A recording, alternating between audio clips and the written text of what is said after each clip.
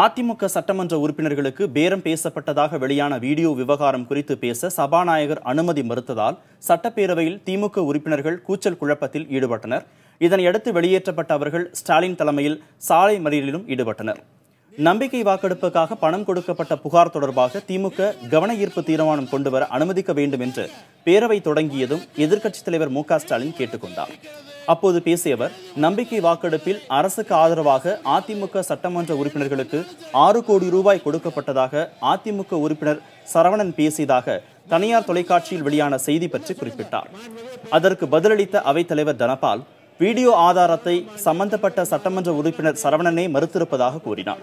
மேலும் பத்திரிகைகளில் வெளியான செய்தியை அடிப்படையாக வைத்து அவையில் பேச முடியாது என்றும் தனபால் தெரிவித்தார். நம்பிக்கை வாக்கெடுப்பு தொடர்பான வழக்கு நீதிமன்றத்தில் நிலுவையில் இருப்பதால் அது குறித்து அவையில் விவாதிக்க முடியாது என்றும் சபாநாயகர் தனபால் தெரிவித்தார்.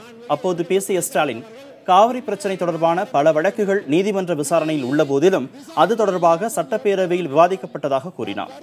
இதனையடுத்து திமுக உறுப்பினர்கள் கூச்சலிட்டதால் அவையில் கடும் அமளி நிலவியது.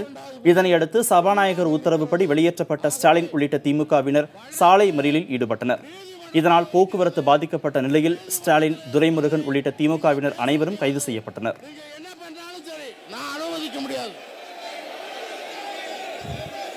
மாண்புமிகு மின்துறை அமைச்சர் என்ன சொல்லுங்க. மாண்புமிகு பேரவைத் தலைவர் அவர்களே, 2011ஆம் ஆண்டு ஜனவரி மாதம் 11ஆம் தேதி நடைபெற்ற சட்டமன்ற கூட்டத்தொடரில் ஒரு வழக்கை பற்றி மரியாதைக்குரிய மாண்புமிகு அமைச்சர்